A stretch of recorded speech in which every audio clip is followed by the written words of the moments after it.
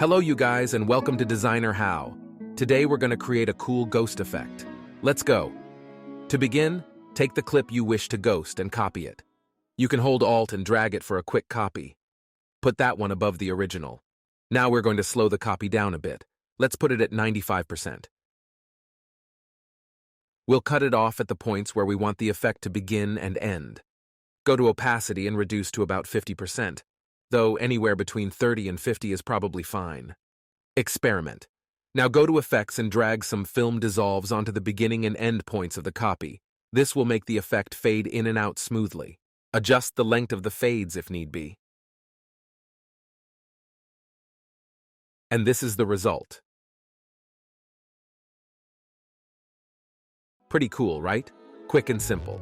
If this video was of any value to you, please consider liking and subscribing, and we will catch you all on the next one.